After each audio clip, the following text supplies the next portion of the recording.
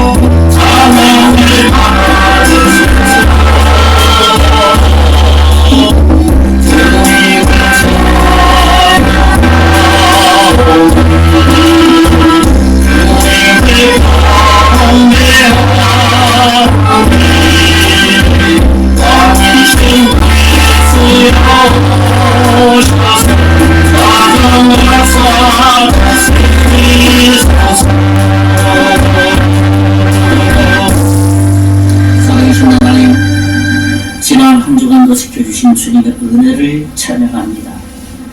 우리는 알지 못하지만 그러나 하나님께서는 우리의 삶 일거수일투족 하나님께서 지키시고 보호하시고 인도하시고 때로는 증명하시고 때로는 은혜를 주시고 지혜와 능력을 주셔서 주변 모든 사람들과 잘 살아갈 수 있는 한 주간 되게 해 주셨습니다. 그 하나님 찬양하고 예배하기를 원하오니 오늘 예배를 통해서 온전히 하나님께는 영광이요 우리는 하나님의 말씀을 통해서 우리의 영이 새로워질 수 있는 복스러운 시간 되게 해 주시옵소서.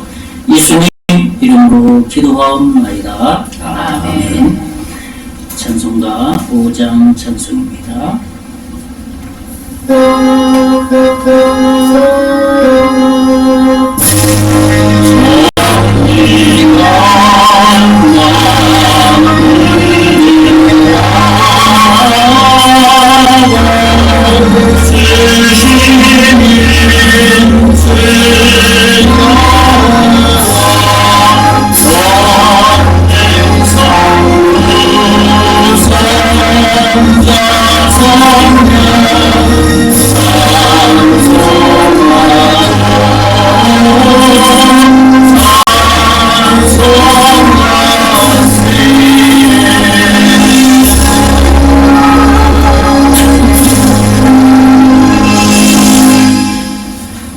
성경 있는 대로 10편, 106편 성경대로 같이 하겠습니다. 제가 먼저 10편, 106편 한 장 있습니다. 주보 3면에 있습니다. 주보를 보시면 3면에 한 절 한 절 제가 먼저 읽겠습니다. 할렐루야. 여호와께 감사하라. 그는 선하시며 그 인자하심이 영원하니로다.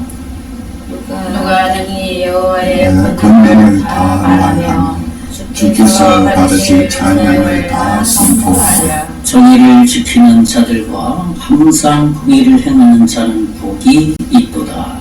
여호와여 주의 백성에게 베푸시는 은혜로 나를 기억하시며 주의 구원으로 나를 돌보사 내가 주의 택하신 자의 형통함을 보고 주의 나라의 기쁨을 나누어 가지게 하사 주의 유산을 자랑하게 하소서. 다같이 우리의 조상들이 애굽에 있을 때 주의 기이한 일을 깨닫지 못하며 주의 신을 기억하지 아니하고 바다하고 우리에게서 거역하였나이다.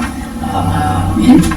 우리 사도신경으로 우리의 신앙 고백을 드리겠습니다. 전능하사 천지를 만드신 하나님 아버지를 내가 믿사오며 그 아들 우리 주 예수 그리스도를 믿사오니 이는 성령으로 잉태하사 통중녀 마리아에게 나시고 본디오 빌라도에게 고난을 받으사 십자가에 못 박혀 죽으시고 장사한 지 사흘 만에 죽은 자 가운데서 다시 살아나시며 하늘에 오르사 전능하신 하나님 우편에 앉아 계시다가 저리로서 산자와 죽은 자를 심판하러 오시리라.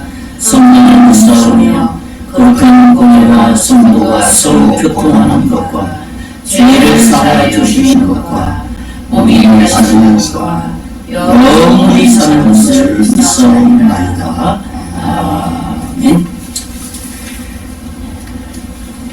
우리 찬송 526장 찬송 하나 옆에 드리겠습니다.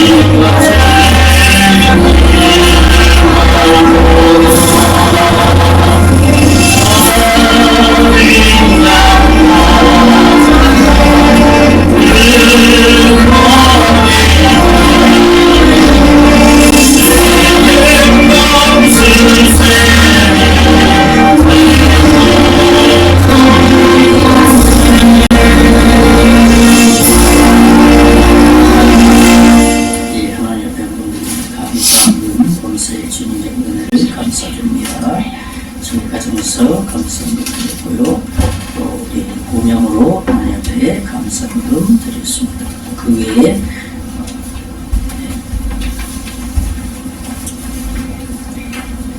김명희 집사님 또 감사헌금 하나 옆에 드렸고요. 또 서울몇교회에서 후원으로 하나 옆에 헌금 드렸습니다.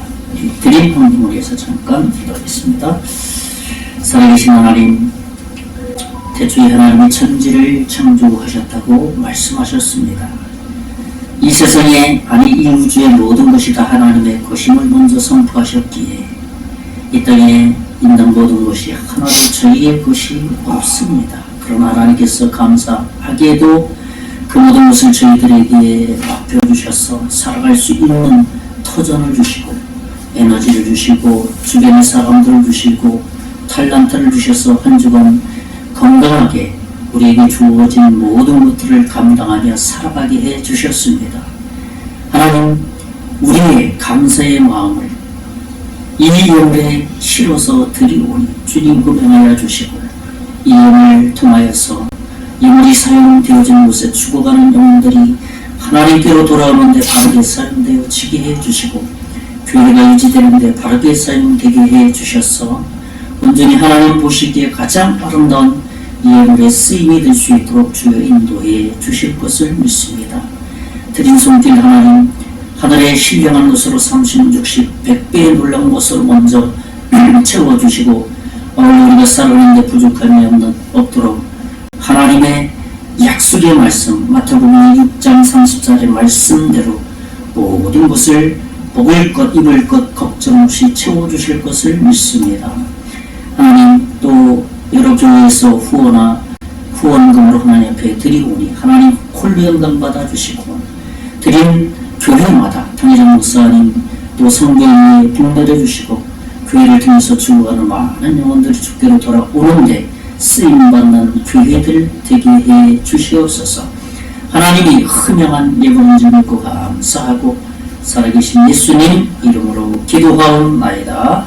아멘. 예, 우리 교회 소식 알려드립니다. 우리 교회에 진흥년 3년에 보면 나와 있습니다. 예, 우리 먼저 우리 서로 환영 인사를 하면서 좋겠습니다. 예, 사랑합니다. 서로 앞뒤 잡고 인사를. 사랑합니다. 예, 잘 오셨습니다. 잘 오셨어요. 예.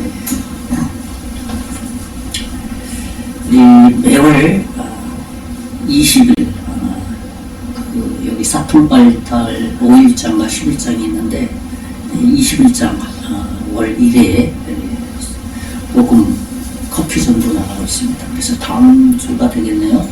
20일 날 금요일 날 12월 달 금년으로는 마지막이 되겠습니다.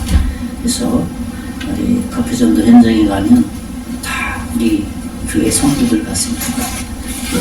사장들이 그래서 시급조하는 분도 계시고 서로 참 전도하는 일들이 굉장히 중요한 것 같습니다. 언젠가는 그분들 중에 몇 분이 또 와서 예배에 동참하고 예수 믿고 구원받는 일이 일어날 것을 믿습니다. 이 마을 방문 매주 하고 있는데 요즘 제가 방문을 못하고 있어요. 용산교회 사태 수리공사에 거의 한 달 이상 매일 가다시피 하다 보니까 이제 지난주로 끝내고 저희 교회 입구를 지금 어제까지 조금 정리하고 이제 마을 방문 이렇게 집중하려고 합니다. 그래서 이번 주 토요일 날은 지난번에 한번 방문해서 전도해서 저기 정선읍에 있는 정선제일교회 그것 의디하여 전도회에서 한번 와서 전도하고 마음에 감동이 많이 됐나 봐요. 마을 이렇게 돌면서.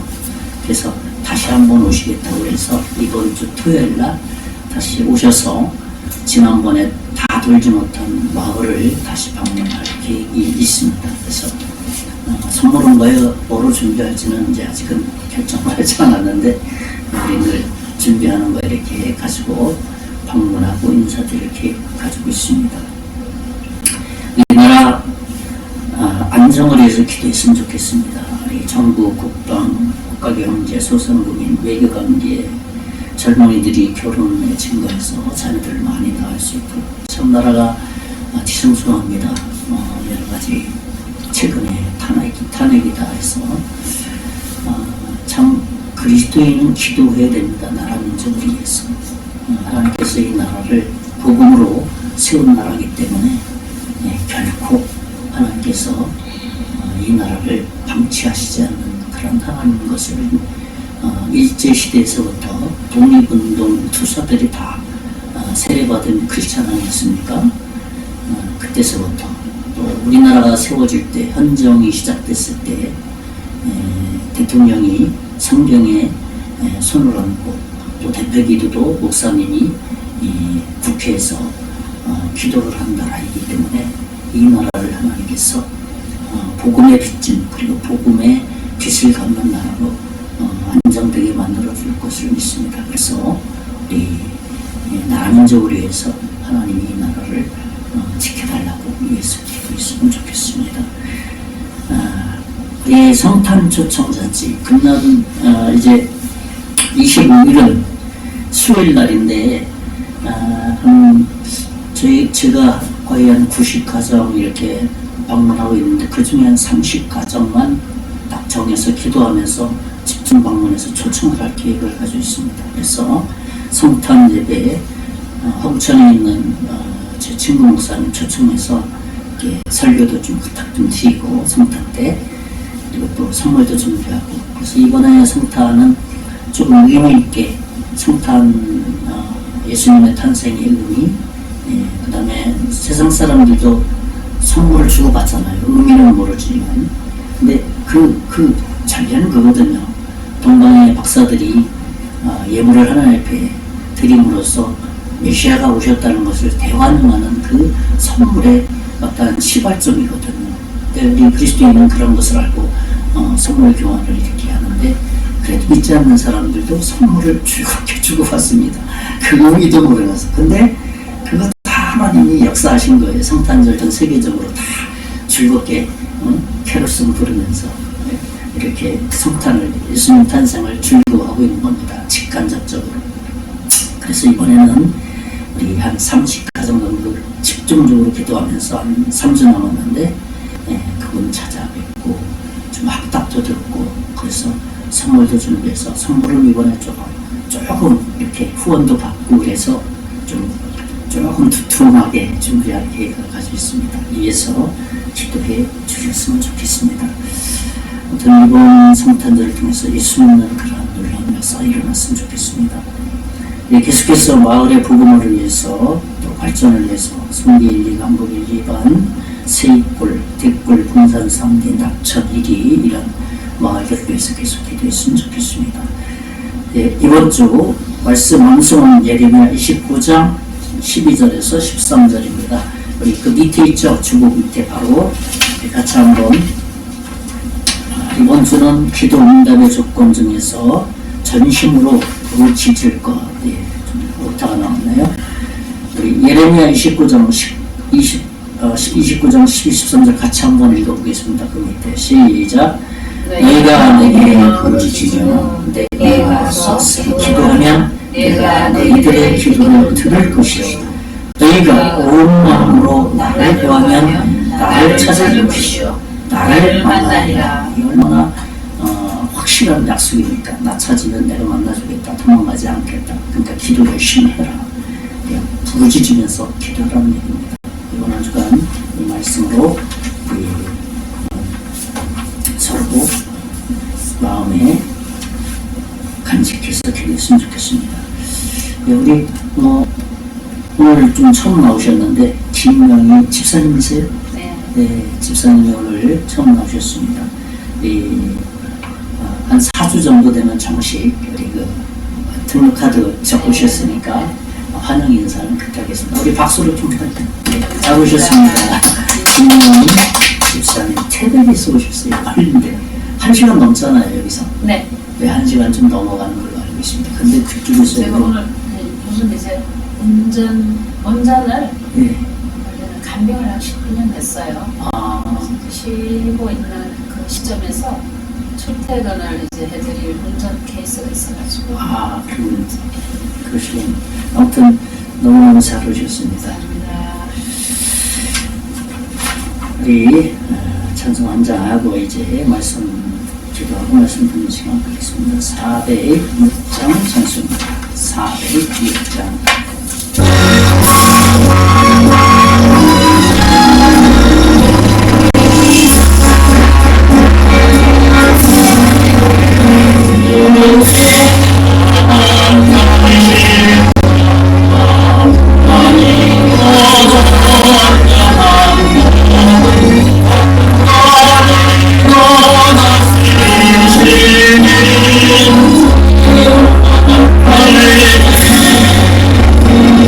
Hallelujah.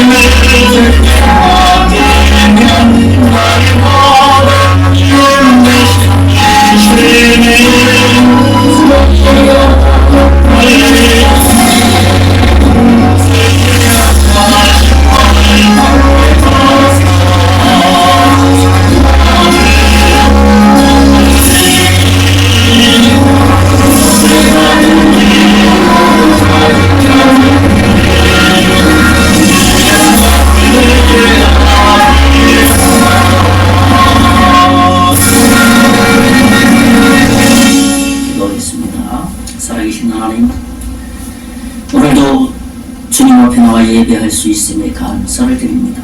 한 주간 살아갈 수 있음에 감사를 드립니다. 건강할 수 있도록 지켜주시니 감사를 드립니다. 우리의 가족들을 지켜주시니 감사를 드립니다. 주변에 지인들을 주셔서 감사하고 먹을 것, 입을 것, 살아갈 것 하나님이 늘 함께해 주셔서 한 주간도 주님의 도우심과 인도하심으로 살아갈 수 있어서 참으로 감사를 드립니다. 하나님 크시고 위대하십니다. 그러나 우리는 연약하여서 범죄한 것들도 참으로 많이 있는데, 그러나 우리의 모든 죄를, 과거 현재 미래 모든 죄를 2000년 전에 십자가에 완전히 도마해 주심으로 용서함을 우리가 연약하지만 범죄한 모든 것들을 주님 앞에 나와서 다시 한번 자백하고 이번 한 주간도 그 하나님의 십자가의 보혈의 능력을 믿고 승리하기를 원합니다. 오늘 말씀을 통해서 우리의 영이 새로워질 수 있도록 복을 내려 주실 것을 믿습니다. 특별히 우리 하나님 이 나라 민족을 불쌍히 여겨 주시고 복음에 빚진 나라입니다.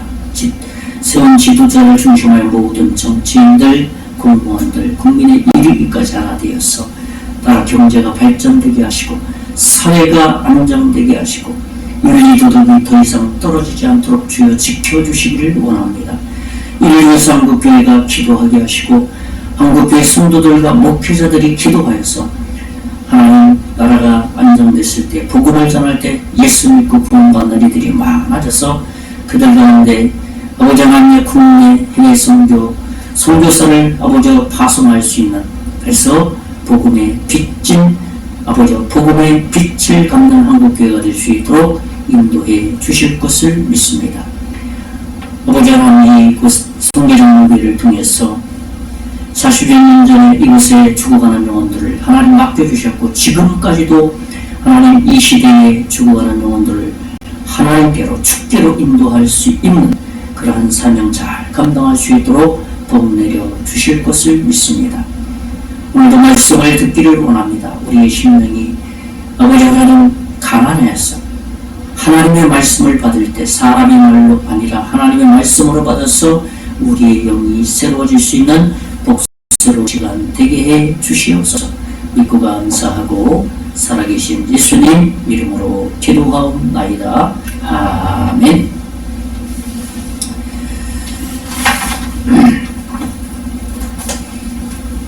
네, 반갑습니다. 네, 벌써 한 해가 정말 너무너무 빨리 가는 것 같습니다. 네, 송구영신 예배 그저께 드린 것 같은데 벌써 내일 모레면 송구영신 예배 또 드리게 될 것 같습니다. 2024년을 마무리하고 2025년을 또 새롭게 준비하는 송구영신 예배가 얼마 남지 않았습니다. 참 세월은 빨리 가는데 우리의 믿음도 거기에 걸맞게 성장하고 성숙했으면 좋겠다는 기대가 있습니다. 오늘도 하나님께서 우리에게 주신 말씀을 통해서 우리의 어떤 영적인 부분, 우리의 심령, 마음, 정신, 참 우리도 모르게 부족하고 연약하고 상처 입은 부분들이 많이 있거든요. 그러나 하나님의 자녀들은 주님 앞에 나와서 예배할 때, 말씀을 읽고 기도할 때 정말 성령 하나님께서 깨끗하게 치유해 주셔서 마음의 평강을 주신다는 겁니다.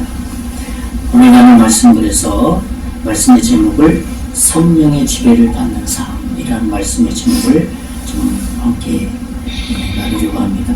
그러니까 다른 부주제로 이렇게 표현을 한다면 뭐냐면 그리스도인이 살아가는 삶의 방식이다 라고 말할 수 있을 것입니다. 그래서 오늘 본문은 바울이 로마 성도들에게 말씀하신 로마서 8장 6절에서 14절에 있는 말씀을 중심으로 해서 우리가 이 시대에 믿음 생활을, 신앙 생활을, 우리의 내면 생활을 어떻게 살아가야 될 것인지 어떤 삶의 방향을 정말 구체적으로 제시하는 내용이 되겠습니다. 특별히 로마서 1장 6절의 말씀을 보면 육신의 생각은 사망이요 영의 생각은 생명과 평안이니라 이런 말씀을 하셨습니다. 제가 이 말씀을 그 쉬운 우리말 성경을 옮겨다가 좀 이렇게 소개해드리면, 죄의 본성의 지배를 받는 사람의 생각은 죽음이지만 성령의 지배를 받는 사람의 생각은 생명과 평강입니다. 이렇게 쉬운 성경에는 잘 번역해 놓고 있습니다. 그러니까 이 말씀대로 죄의 본성의 지배를 받는 사람의 생각은 사망, 영적인 사망에 이를 수밖에 없다는 거예요. 그러나 성령의 지배를 받는 사람의 이 생각은 항상 영생, 생명과 평강이라는 것은 평강은 헬라어로 뭡니까? 샬롬.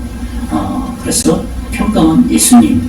그것과 다 연결되는 것이죠. 그러니까 육신의 생각은 죄의 본성의 지배를 받는 사람이에요. 그러니까 내가 육신의 생각으로 살아간다 그러면은 나는 죄의 본성의 지배를 받고 살아가는구나 하는 것을 빨리 캐치하라는 거예요. 이 성경이 기록한 것은 바로 그런 것들을 바르게 빨리 찾아내서 바른 길로 빨리 선회하라고 하는 말씀이에요. 그러나 영의 생각은 무엇을 의미하냐면 성령의 지배를 받는 사람이라는 뜻이에요. 그러니까 영의 지배는 하나님 말씀을 통해서 하나님의 생각을 잘 깨닫고 그 생각을 잘 깨달은 것을 하나님 앞에 나와서 무릎 꿇고 기도할 때 이 말씀과 기도가 이게 잘 이루어지는 것이 교제예요. 그렇잖아요. 우리가 사람과 누구와 지인과 만나서 이야기를 나누잖아요. 너와 나라는 두 사람이 서로 이야기를 주고받는 걸 대화라고 말하고 교제라고 말합니다. 마찬가지예요. 하나님께서는 성경 66권이라는 인격체로서 보이지 않는 하나님으로서 우리에게 하나님의 마음을 그때그때마다 알려주세요. 그럴 때 우리가 반응할 수 있는 게 뭐라고요? 기도하는 거예요. 하나님 앞에. 그것이 바로 성령의 지배를 받는 사람이다. 그것이 영적인 생각을 하는 사람이다 라는 것을 말하는 것이죠. 오늘 말씀을 통해서 우리가 그리스도인의 삶에 바른 이해를 할 수 있는 그런 시간이 되었으면 좋겠고, 또 오늘 말씀이 우리 신앙의 어떤 나침반이 되었으면 좋겠다 생각을 합니다. 그래서 이 말씀을 통해서 우리의 믿음 생활이 좀 즐겁고 행복하고 담대하고 확신 있는 그런 삶이 되었으면 좋겠다는 것이죠. 첫 번째로 좀 나누고 싶은 것은 뭐냐면, 그리스도인은 성령의 지배를 받는 자이다 라는 거죠. 그리스도인은 어떤 사람이냐라고 질문한다면 우리는 말이야 성령 하나님의 지배를 받는 사람이야 라고 말할 수 있어야 된다는 거예요. 무슨 말입니까? 더 쉽게 표현을 한다면은 그리스도인은 성령 하나님의 인도를 받는 사람이다 하는 거예요. 인도자가 누구라고요? 성령 하나님이라는 거예요. 내 등산을 하든 어디 관광을 하든 그럼 항상 앞에 누가 있습니까? 가이드가 있어요. 그렇잖아요. 그 지리나 그 산을 잘 아는 사람이 항상 가이드 역할을 해요. 인도하는 거예요. 인도자. 우리 그리스도인의 인도는 누가 아니면 성령 하나님께서 우리의 삶을 인도해 주신다는 겁니다. 이 말씀의 비밀을 찾아볼 수 있는 것은 창세기 2장과 3장에서 찾아볼 수 있는 겁니다. 창세기 2장 3장 우리가 너무 잘 알잖아요. 그렇죠? 2장 하나님께서 우리를 창조하셨고 3장에서는 타락장 아닙니까? 그래서 생명나무와 선악을 알게 하는 이 나무 3장에 가서 인간 타락의 그 내용이 기록되고 있는 겁니다. 먼저 창세기 2장 15절을 보면 15, 16, 17절 그 말씀을 보면 제가 한번 읽어드리겠습니다. 여호와 하나님이 그 사람을 이끌어 에덴 동산에 두어 그것을 경작하며 지키게 하시고 6절에 16절에 여호와 하나님이 그 사람에게 명하여 이르시되 동산 각종 나무의 열매는 내가 임의를 먹되 마음대로 이제 자유를 주는 거고요. 그죠? 아직 이거는 죄 짓기 전이잖아요. 그죠? 그 다음에 17절에 보면 선악을 알게 하는 나무의 열매는 먹지 말라. 내가 먹는 날에는 어떻게 반드시 죽으리라 하신다. 이렇게 말씀하셨어요. 그러니까 이 말씀은 하나님이 에덴을 창설하시고 사람을 거기에 두셨어요. 하나님의 형상, 하나님과 거의 비슷하게, 이거는 하나님은 아니야. 근데 하나님과 비슷하게, 왜 하나님과 비슷하게 했냐면 서로 대화를, 교제를 해야 되기 때문이에요. 나무와 짐승과 우리가 교제할 수 있어요? 할 수가 없는 거예요. 우리 인간만이 영적인 존재이기 때문에 영적인 하나님과 대화를 할 수 있는 거예요. 교제를 할 수 있는 거예요. 그것은 성경을 창세기 1장과 2장에서 그것을 에덴 동산, 파라다이스, 천국 그런 의미를 말하는 거예요. 타락하기 이전에 우리의 모습 주님과 자유로운 교제를 할 수 있었고 하나님이 만들어준 모든 것을 자유롭게 다 누릴 수 있었던 그 상태를 의미하는 것이죠. 그것을 그리스도인은 행복이다, 풍성한 삶이다, 천국의 삶이다 여러 표현을 하고 있습니다.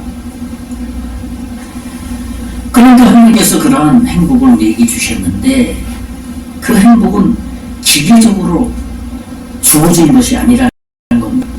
단순히 생활에 필요한 것들을 채워진다고 해서 우리가 행복한 것이 아니라는 겁니다. 창조 당시의 행복은 물질적인 것이 아니었어요. 그렇잖아요. 지금 행복의 개념이 다 물질적인 개념이잖아요. 내가 돈을 많이 가졌다든지 친구가 많다든지 여행을 많이 했다든지 뭐 이런 물질적인 개념이에요. 행복하다는 것. 그러나 창세기 초의 행복이라는 것은 하나님과의 영원하신 하나님과 영원한 영적인 존재가 교제 나누는 것, 그것을 행복이라고 표현한 거예요. 변하지 않는 거죠. 그래서 에덴 각종 나무의 실과는 내가 임의로 먹되 선악을 알게 하는 나무의 실과는 내가 먹지 말라, 그렇게 명령하신 거예요.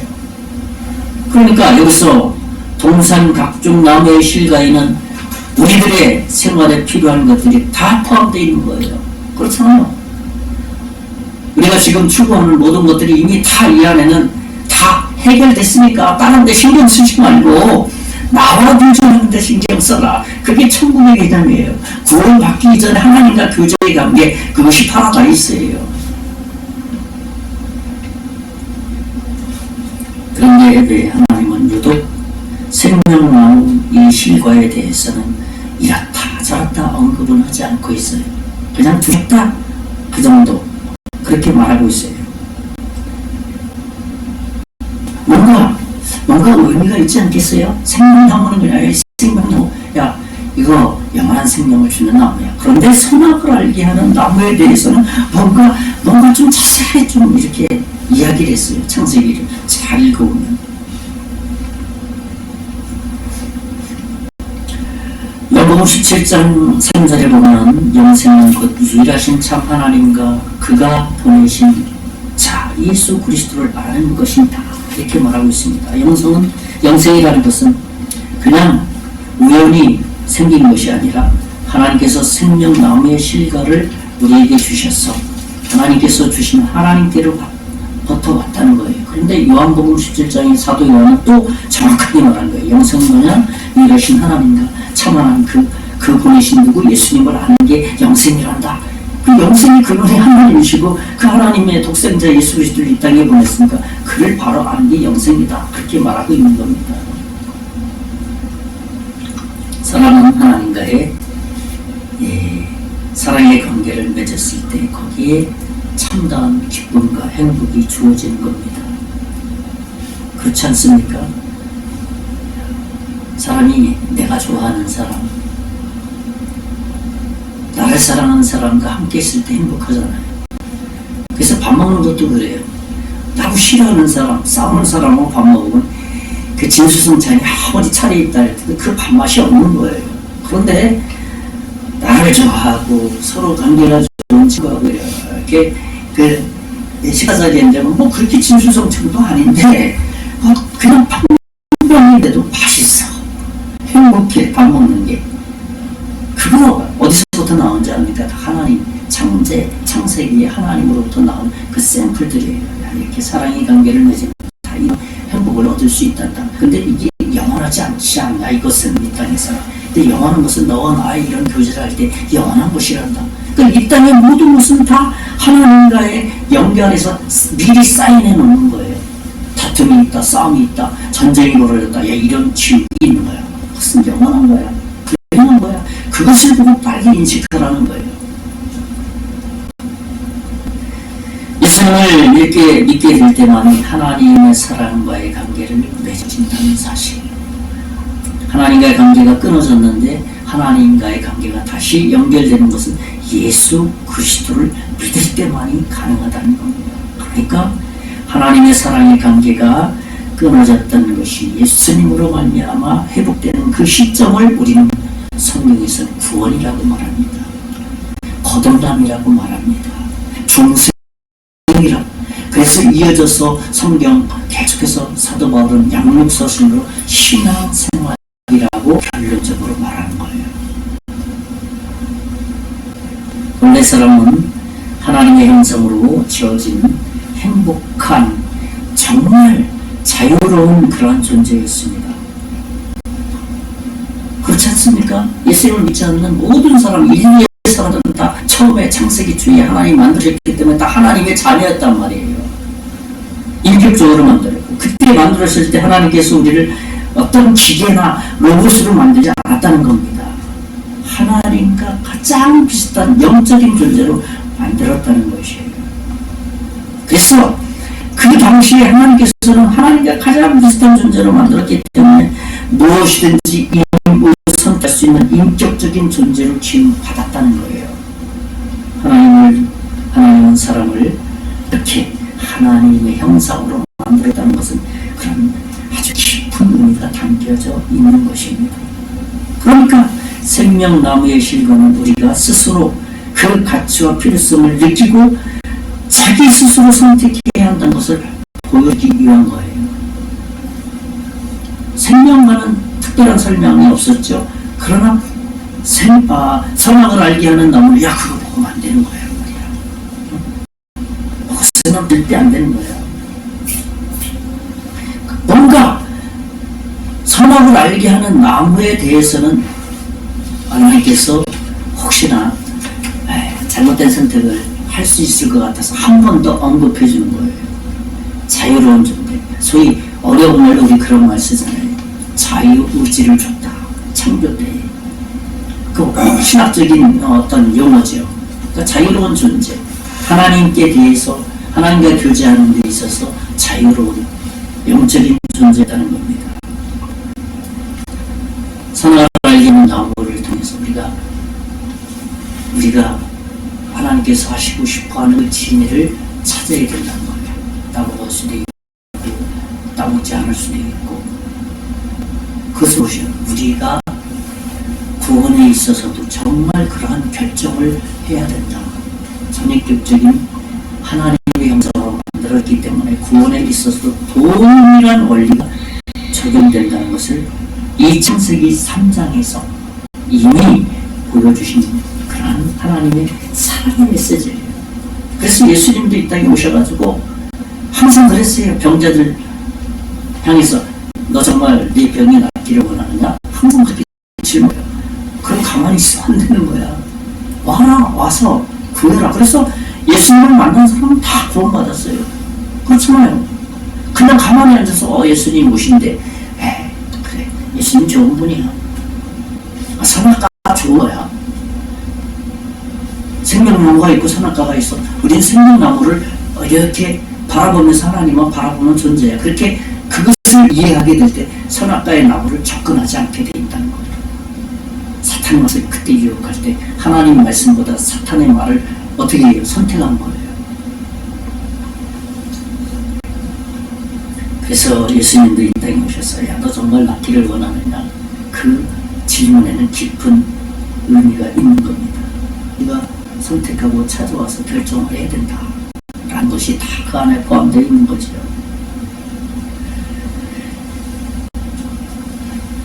창세기 2장 15절의 말씀 보면 여호와 하나님이 그 사람을 이끌어 에덴 동산에 두어 그것을 경작하며 지키게 하시고 그랬습니다. 이 말씀에서 뭐냐면 인간의 진정한 행복은 즐거움과 행복을 방치해 둔 것이 아니라 어떻게 해요? 그것을 경작하며 지키게 하시고 하나님의 그 주신 행복을 어떻게 해야 된다는 거예요? 지켜야 된다는 거예요. 지켜야 된다는 거예요. 하나님이 주신 그 능력을 주신 거예요. 능력을 주시지 않았는데 너 지켜라 그러면 그 하나님 우리를 시험하시는 분 아니잖아요. 야 내가 지켜라 했으면 능력을 주신 거예요. 그것을 우리가 이해하면 하나님을 정말 믿을 수 있는, 믿을 수밖에 없는 하나님으로 마음에 확 받아들이게 된다는 겁니다. 다시 말씀드리면 에덴을 다스릴 수 있고 지킬 수 있는 능력을 하나님께서 우리 주셨기 때문에 이 에덴에서 행복한 삶을 살 수가 있는 겁니다. 그런데 어떻게 됐습니까? 사탄의 유혹에 하나님의 말씀의 캐시를 다른 거예요.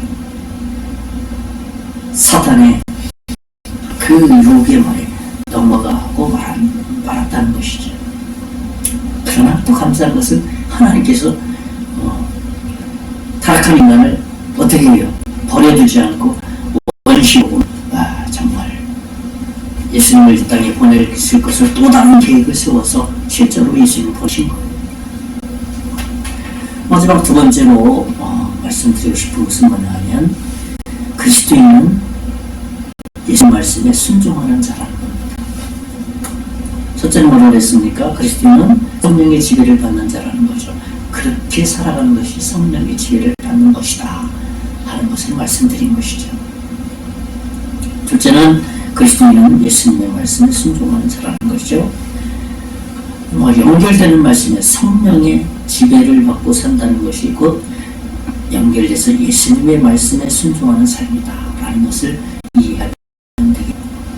로마서 14절을 말씀을 보면 그러나 아담으로부터 모세까지 아담의 본죄와 같은 죄를 짓지 아니한 자들까지도 사망이 왕노릇하였나니 아담은 오실자의 모형이라. 그러니까 아담은 오실자의 모형이다. 아담이 오실자의 모형, 둘째 아담이 누굽니까? 그러니까 오실자의 모형이니까 예수님이라는 거예요. 예수님. 하나님은 우리의 죄를 대속하실 구세주 그 아들을 예수 그리스도를 이 땅에 보내실 것을 어떻게 약속하시고 작정하셨다는 겁니다. 타락한 이후에. 그렇죠. 그러니까 사람이 하나님이죠. 우리 세상에서는 사람과 연합이 안 되잖아요.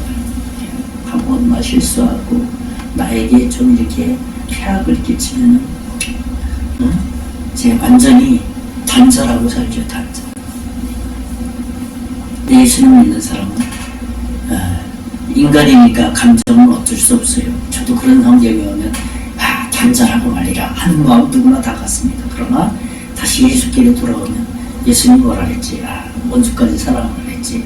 그러면 그 상대가 전도 대상자로 나처럼 예수님을 믿어야 된다라는 대상자로 바뀌게 된다는 거예요. 그래서 그를 하나님의 사랑으로 품을 수 있는 넓은 마음이 생긴다는 것이죠.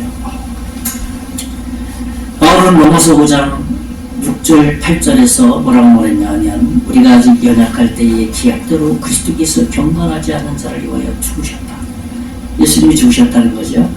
8절에 보면 우리가 아직 죄인 되었을 때에 그리스도께서 우리를 위하여 죽으심으로 우리가 예수님이 누구신지도 알지 못했을 때 예수님이 죽어주셨다는 거예요. 그래서 하나님께서 우리에 대한 자기의 사랑을 확증하셨다.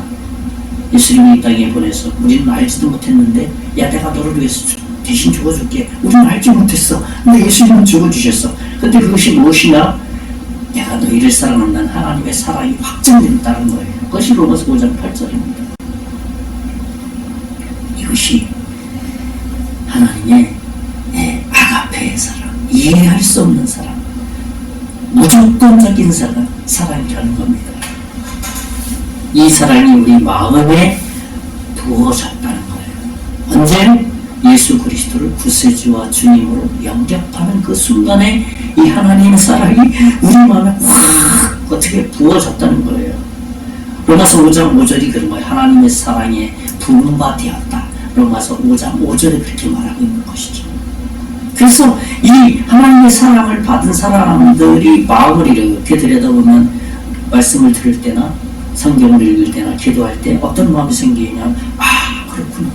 그런 뜻이구나. 하나님이 그런 의미의 말씀으로 하신 말씀, 이 성경 구절이구나. 성경을 읽을 때 그런 깨달음을 하나님께서 주신다는 거예요. 그 누가 주신 겁니까? 성령 하나님께서 주신 거예요. 그러니까 우리가 그리스도인은 성령의 지배를 받는 것인데 성령의 지배를 받는 것은 곧 예수님의 말씀에 순종하는 것이 자연스럽게 연결되는 거잖아요. 그래서 사도 요한은 사랑하는 약이 있으니 우리가 하나님을 사랑하는 것이 아니요 오직 하나님 우리를 사랑하사 우리 죄를 위하여 화목제로 그 아들을 보내셨습니다. 너무너무 정확하게 완벽하게 말씀하고 있지 않습니까? 그렇습니다. 우리 죄를 대속하기 위해서 하나밖에 없는 독생자를 길거리에 내어주신 하나님의 사랑을 깨달을 때 우리의 이기적이고 거짓된 마음이 사르르 무너진다는 겁니다. 그렇잖아요. 서두에서 그랬잖아요. 육신의 생각은 사망이고 영의 생각은 영생이라고 했잖아요. 그러니까 우리는 예수를 믿고 나서도 육신에 거하기 때문에 아직 육신의 약간의 지배를 세력 가운데 살아요. 그러나 예수님께로 돌아오면서 예수님을 바라보면 그 세력이 다 사라져요. 왜? 이기니까. 그래서 예수님이 주시는 그 힘과 능력으로 우리가 당당하게 사탄과 싸워서 승리하는 삶을 살 수 있다는 겁니다. 그래서 바울은 로마서 6장 11절에 정말 결론과 같은 말씀을 해주고 있습니다.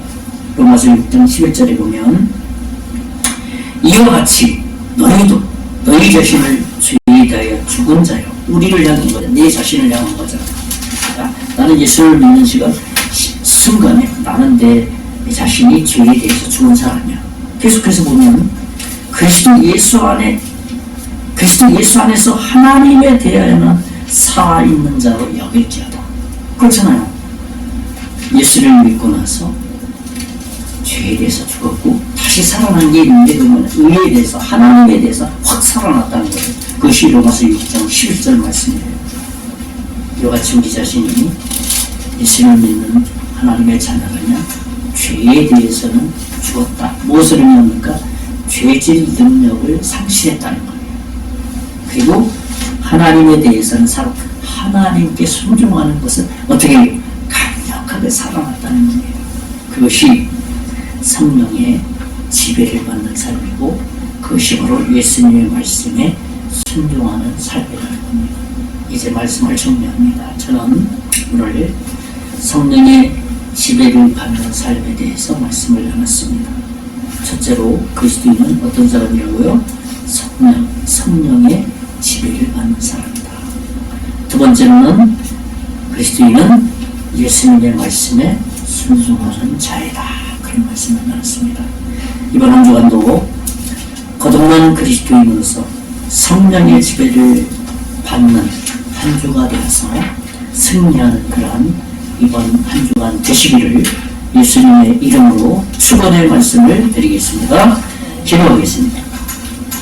살아계신 하나님, 우리가 우리의 힘으로 살아가는 것이 아니라 늘 우리 내면 깊은 곳에서 성령 하나님께서 도와주심에 얼마나 감사한지 모릅니다.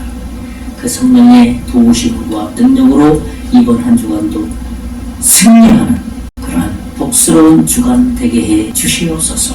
믿고 감사하고 예수님 이름으로 기도하옵나이다. 아멘. 찬송가 197장 찬송한 다음에 축도함으로 오늘 모든 예배를 마치겠습니다. 197장 성령의